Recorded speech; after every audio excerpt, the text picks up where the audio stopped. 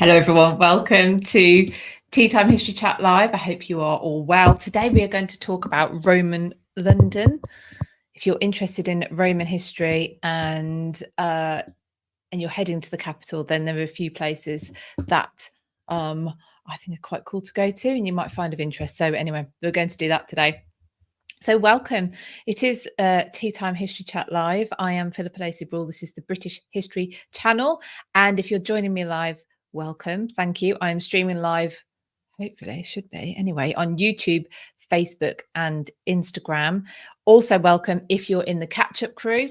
I've got crumbs on my chest. If you're in the catch-up crew and you are listening on the podcast perhaps, which is also available, which is British History. If you're searching for that and you just search British history, then you probably will come up with a plethora of ones. So you might want to add my name to your search. So if you search for British history with Philippa, that might be enough. And I'm on Spotify, Apple, and all sorts of other ones. So thank you so much to people who were with me only a short while ago.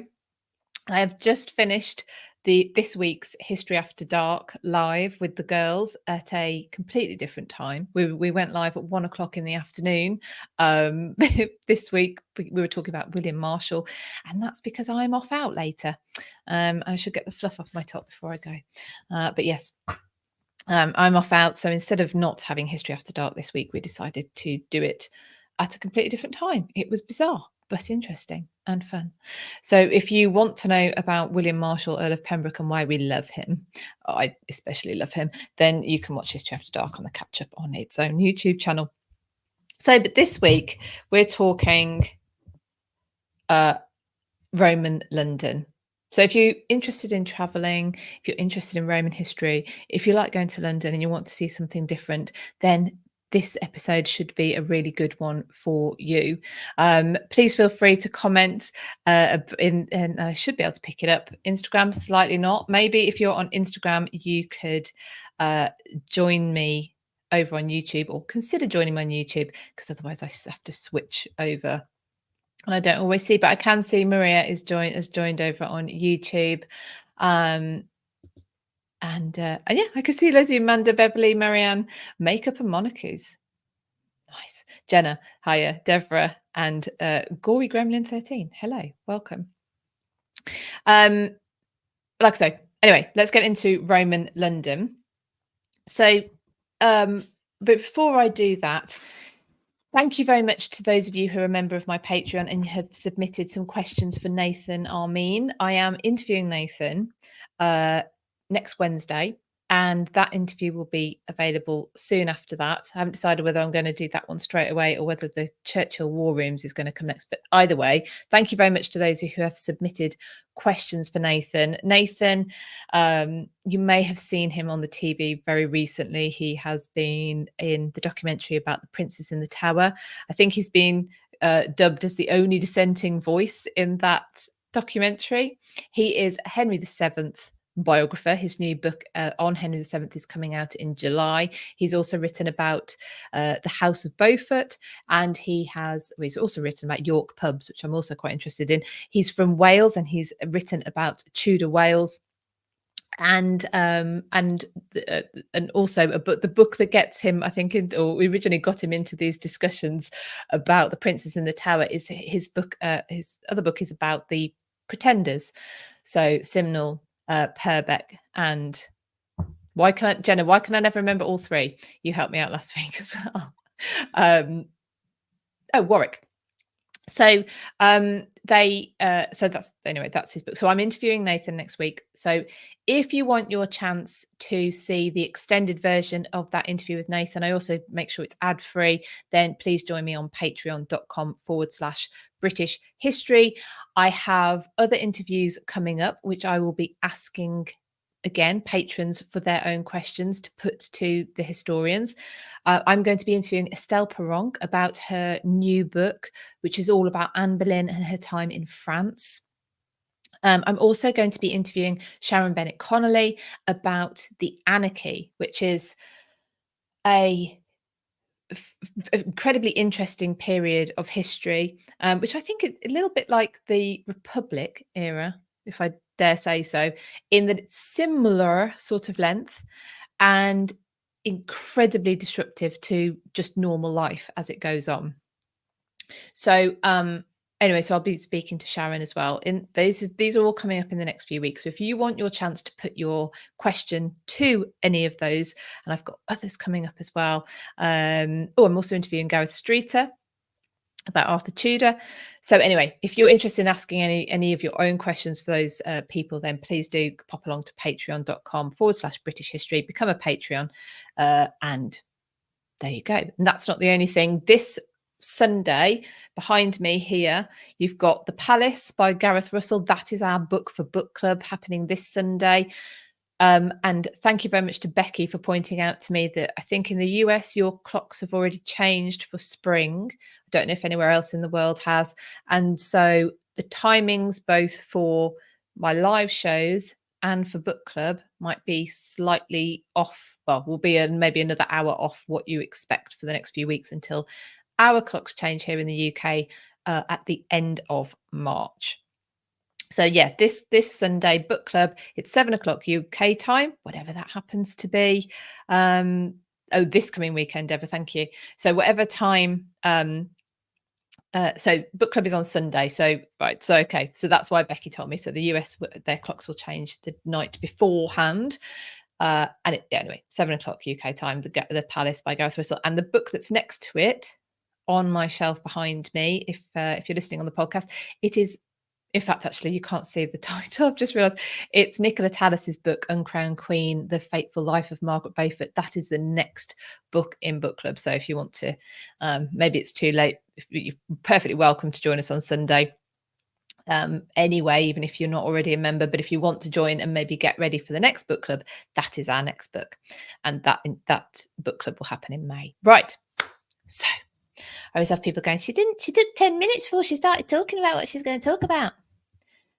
Okay. So Roman London. There are places you've probably seen. So let's go over some of them. Now London was termed Londinium during the Roman occupation, and Britain was occupied by Rome from around about 43 AD, as in that's when it started, and they obviously colonized and took hold of places. And then the Romans were occupied Britain until they started to withdraw at the end of the 4th century and had completely withdrawn very early into the 5th century. The Roman town planners are just, I think, my heroes. As a Virgo, I think they must all have been Virgos. You know what you're going to get if you're looking at a Roman city or town or barracks. They have the same elements. And so you know that if there was a London city, Londinium. Now Londinium was big, so that shows how significant it was, and Britain was as a part of the Roman Empire. But what you can expect in a Roman settlement: a city wall, fortified gates, a basilica, a forum, where you have your civic buildings located, so you know the governance, an amphitheater for public gatherings and entertainments and public shows of justice, so executions, things like that, temples, usually a barracks, and there will be sited somewhere near a river, usually fordable, or they build a bridge, and with hills so that they can put their buildings where they're not going to get flooded. So you know that Londinium has to have had most, if not all, of these things. And you can see various parts of the wall which used to encase the city. So it's called, well, you can still see there's a road called City Walls. And this sort of encased the square mile-ish of the Roman city. One of the most famous places you can see part of the Roman wall is just at the entrance of the Tower Hill underground station, which is I haven't got a picture of that today because I can only put up so many pictures, apparently. A bit rude. So I'm going to show you somewhere you probably haven't seen, but that isn't far away from the Tower of London. So loads of people get to see it. But there's this, I want to show you this part of the wall. This is just off Gresham Street, which is much further back. It's actually further north than St Paul's. So you're getting further away from the river. And this, as with many of the Roman ruins, actually was exposed during the bombing in World War II. Um, and the reason I wanted to show you this is part of the barracks, um, which were sited in Londinium, and they were built around 100. This particular part was built in 120 AD. It replaced an earlier wooden structure, which was um, burnt down in the Boudicca rebellion, which hit London, and it was basically hidden. And I want to show you the evidence of partly why it was hidden. It's because people would utilize the space. They would utilize the fact that you've got this incredible wall there and build up to it, and you've still got some evidence of that here with what looks like more modern brickwork and a fireplace in there at a sort of first floor level height, or I think Americans you'd call that second floor. We have ground and first, and I think you have first and second, but either way, a fireplace at above head height, so you can tell there's floors here. And the fact that these are built, this was built up to, is part of the reason it becomes obscured by time. So that you can get to if you're walking along Gresham Street, and if you have a look, you can find that. One place you won't be able to see from, well, there's a couple of places actually I'm about to tell you about where you couldn't see them from street level. One of them is the amphitheater. I probably should have done this later, but I'll do this one now. And the amphitheater is, so here in this picture. So if you're watching on the if you're listening back to the podcast, I will try and explain it. You've got the Guildhall, incredible amount of history here. It's where Mary I made a speech. That's often thought to be Elizabeth's, actually, where she talks about being married to her people. And you've got Guildhall, and then to the left of the Guildhall, to the right of this picture, you have the Guildhall Art Gallery.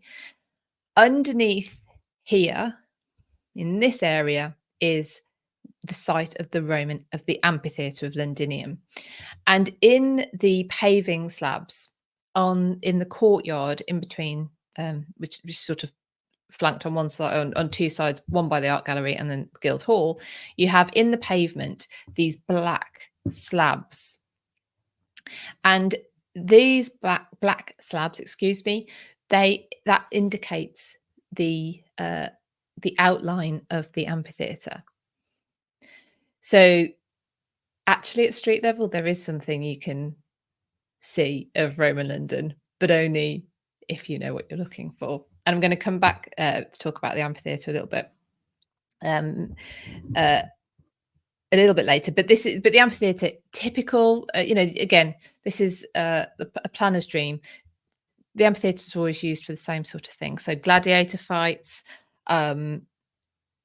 animal fighting, things that we would find incredibly unsavory now, and other public events. The one in Londinium is built around 70 AD, upgraded in the 2nd century to take 6,000 spectators. So actually that's not a huge amount, but it's a decent sized football stadium, soccer stadium. I don't know what your equivalent would be. Now, popularity of these kind of things, these gladiator games, and obviously public executions, everything, just it waned with the rise in popularity of Christianity in the Roman Empire. To access the amphitheater, you would go through Guildhall Art Gallery. You have to go through security, and you go down, as far as I remember, 2 or 3 levels. I haven't got any pictures of it because it's very dark when you get down there. It's dark to take pictures. It's incredibly atmospheric. They've done it beautifully. And what they've done is they have, from the remains that are there, they have made sure that there's a space basically you can go and walk around them. You've got a gatehouse, the remains of the gatehouse. Um, there's one of those near the Tower of London, actually. If you go under the underpass, under the road, you can see one of these gatehouses. But anyway, the gatehouse, the actual amphitheatre is there. As an ex-sewerage technician, I find it incredibly interesting that you can see one of the water causeways there. Um, and and they have it lit with sort of figures doing games and things. So it's actually very quiet. So if you are in this part of London, so you're in the city of London, obviously this is all in the city. You wouldn't know it, but you can go into the Guildhall Art Gallery. Like I say, go through security. It's free, or at least it was when I was last there. You go down a few levels, and you can actually stand in the space where the amphitheatre used to stand, and actually next to the remains. That was one of the first places I found of Roman London. The first one actually that got me really, really excited. Now, more recently, actually, I've been to this place twice. I'm going to show you this. Is the temple to Mithras. It's actually it's free to get in again, and it is underneath the Bloomberg. I think the whole building might be Bloomberg, but certainly this site is operated by them. It's 7 meters underground, so probably similar to the amphitheatre. Actually, I know the topography is slightly different in the different parts, like because of the hills, because they chose hills. The amphitheatre is built later. Sorry, excuse me. The temple to Mithras is built in around 240 AD on the banks of the Walbrook River, which you can't tell is there now because it's all built over. And another site that was discovered when the area was bombed during World War II. And the remains were uncovered, but they were moved. They were moved in order to be on public display, and then actually they were moved back to they're now back into their original location. Now, they identified them as Roman when they excavated, but were not at all sure what this building was used for. I'll show you another picture. So you can see the remains. Now, these walls that you can see are created by light. So you've got strip lights above, and they create a wall. So when you first go in, there's no lights like this, and it's so you can see the remains quite easily, but you can't really. It's wonderful the way they've done this, because it makes you able to actually imagine what the whole place looks like. It's fairly small. I suppose it's similar size to a small parish local church. And they really didn't know what these remains were, what the purpose of this building was, until toward the end of the excavation, and they discovered the head of Mithras, who's a Roman god. He had a male it was a male cult following, and temples to Mithras are seen across the Roman Empire. They call them Mithraeum. Said that right, but basically temples to Mithras. And there's not much known about how this cult worshipped. So what they actually did in this building, how they worshipped, isn't well known.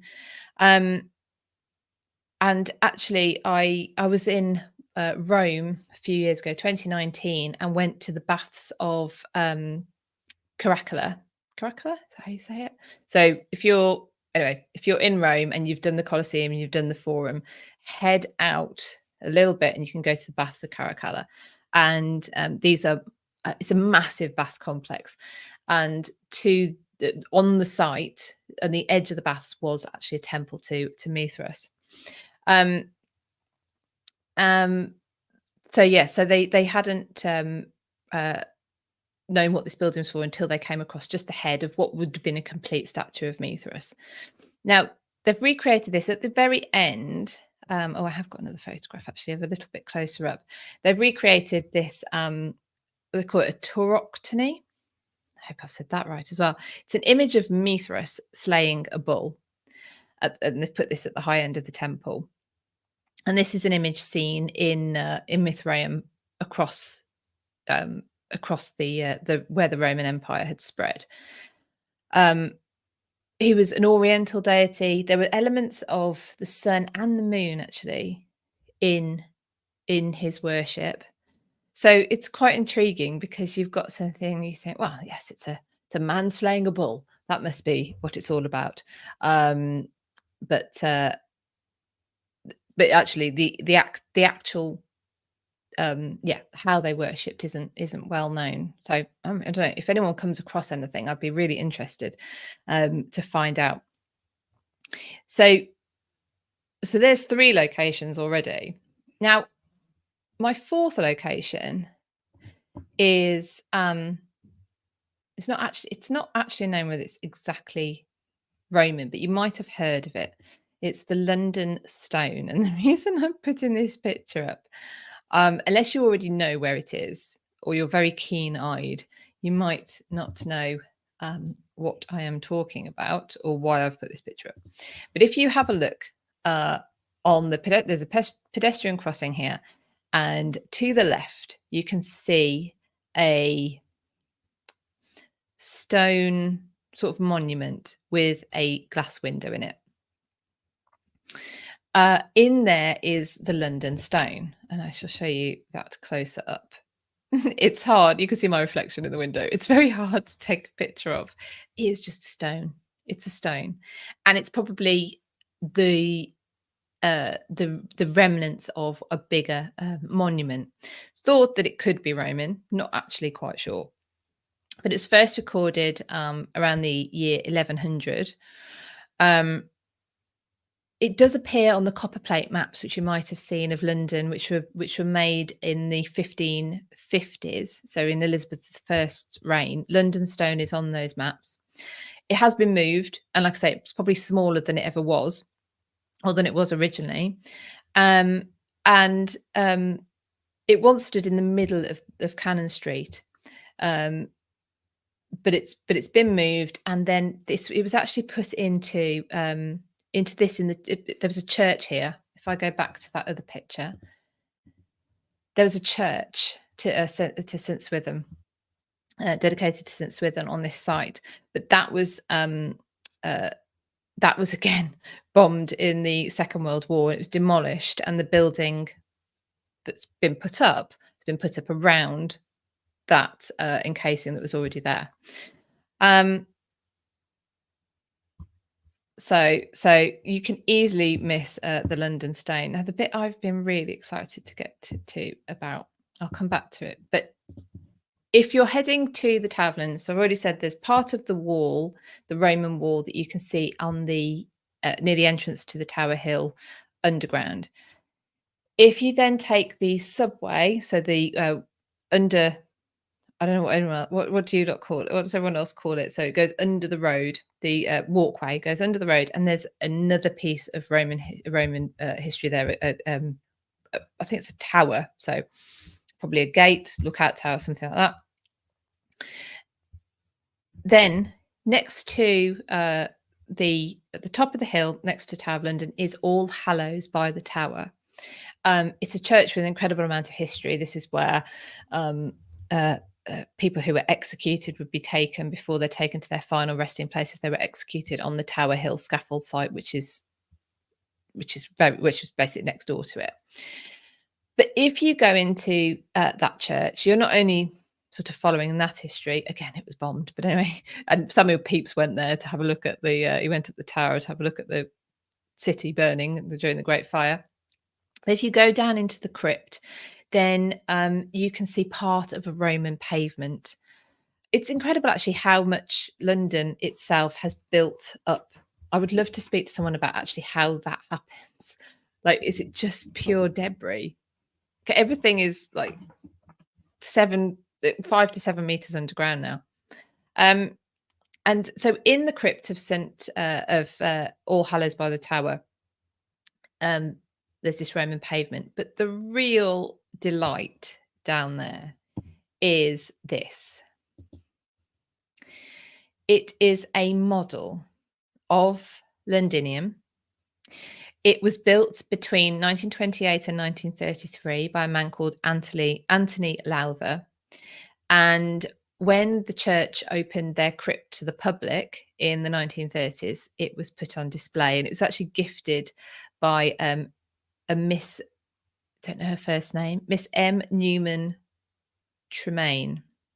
And so presumably she commissioned it, or maybe she bought it off Mr. Lowther, but she wanted it displayed, and it was actually to commemorate the death, or in remembrance of the death of her two brothers who she lost in World War II.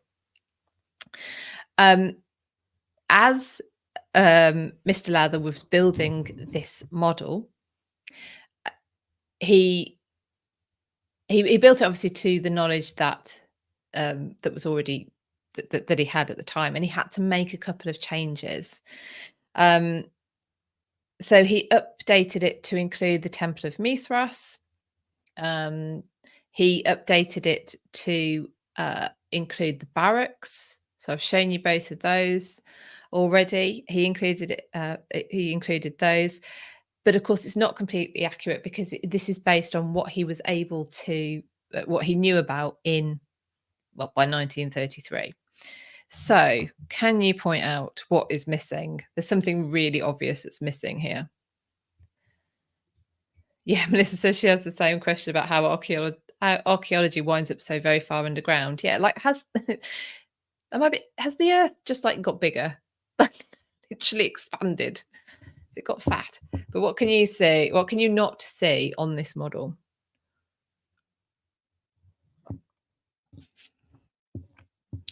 I'd be very interested to know if you found it. I haven't looked at it, but I'm presuming that is London Bridge. That's the bridge.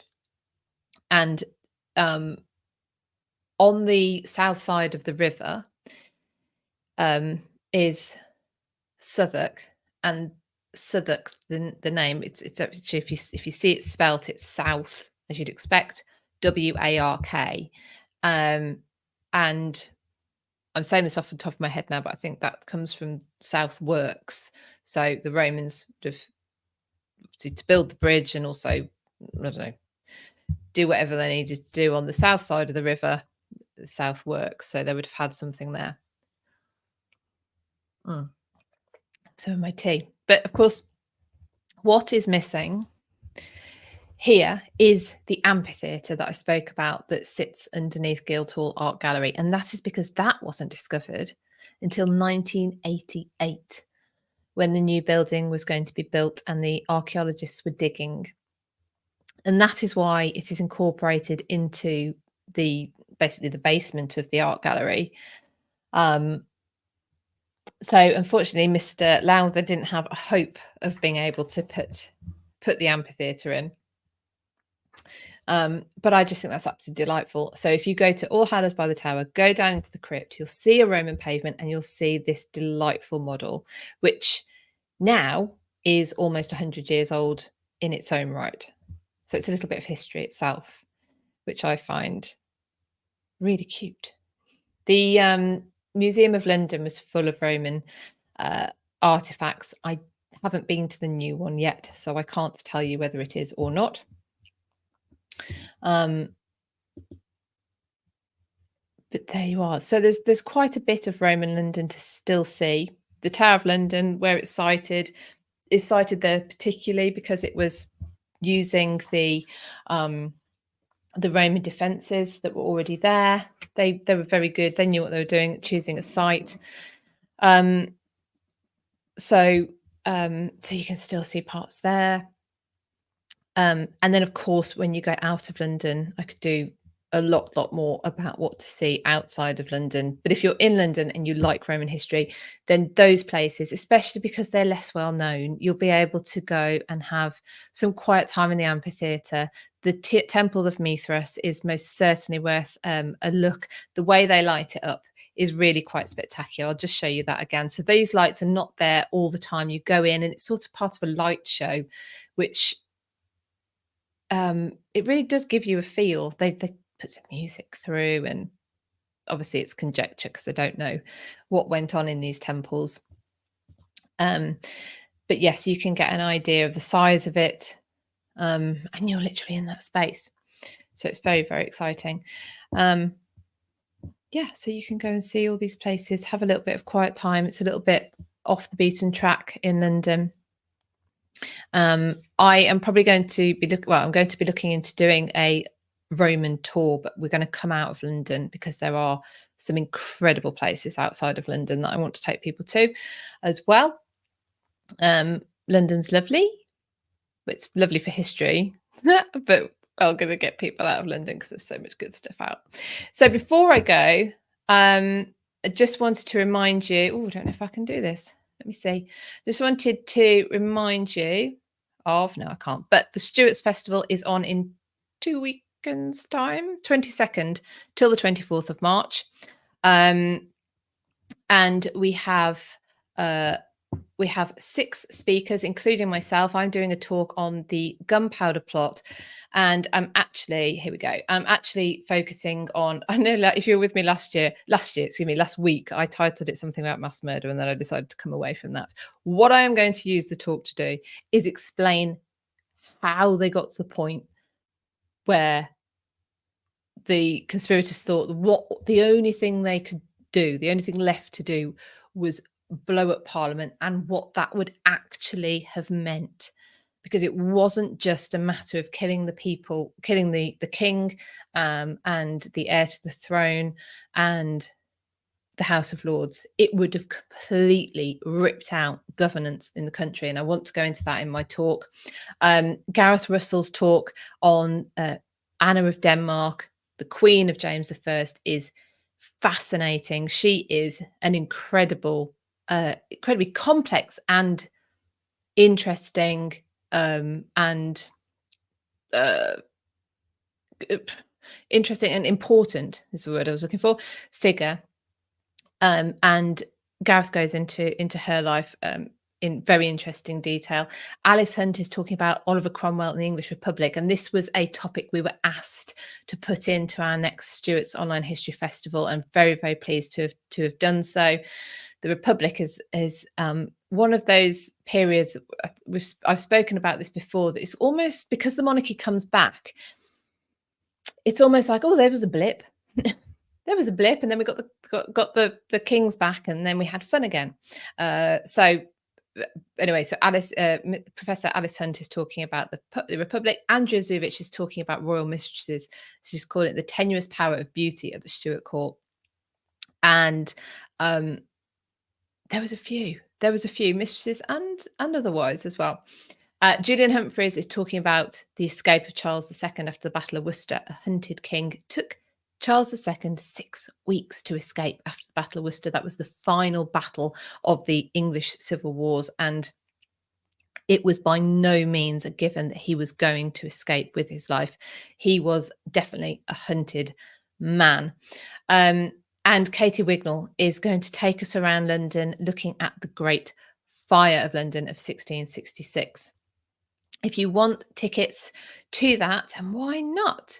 They are £21.50, so I've kept it as affordable as possible. You get all 6 talks. We have a live Q&A with all of the speakers on the Sunday evening, the 24th of March.